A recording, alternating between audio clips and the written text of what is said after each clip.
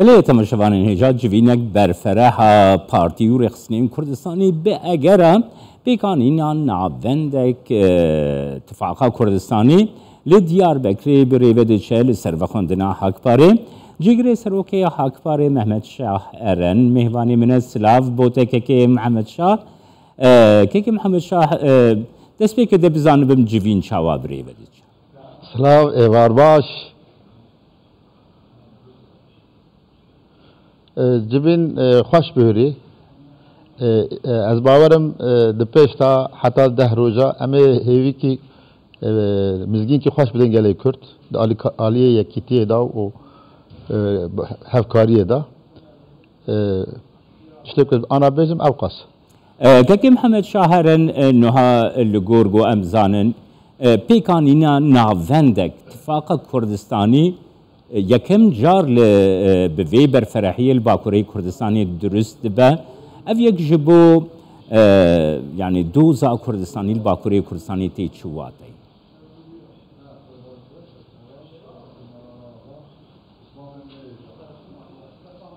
اره ام دخوازن لکردستان باکور لسر خالا یکیتیه هیزک خورچه بکن دنگ کردا بکن یک و ببین آلترناتیک جگلی کرد باکوره که محمد شاهر انها اتفاق کردستانی دی بس بو حل بجارتن هاند به یانجی دی بردوامی و هبه اتفاقک ماینده به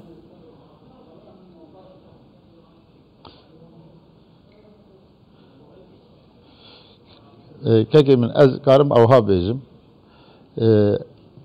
ما گاوا وی کار دا پیشا خو جبوی پیشتا چونا کردا جبوی پیشا روزا کردا کو ام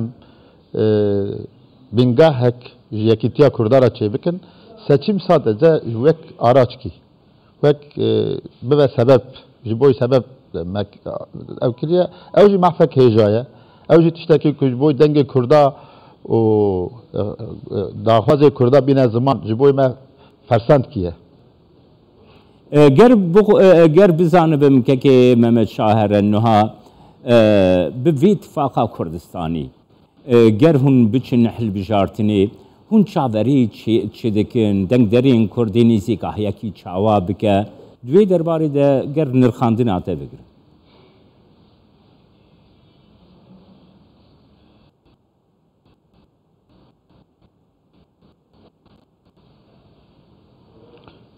ام های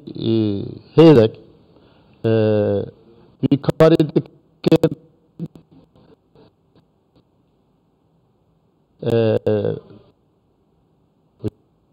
جمرا هزارتن تشتکی کرینگه دنگه ما اوی بی هبود تکلیه ما ام کرد بله سپاسیاتت کم که محمد شاهرن جیگری سروکی پارتیا مافو آزادیان حق فرج دیار بکریل سپاس خوش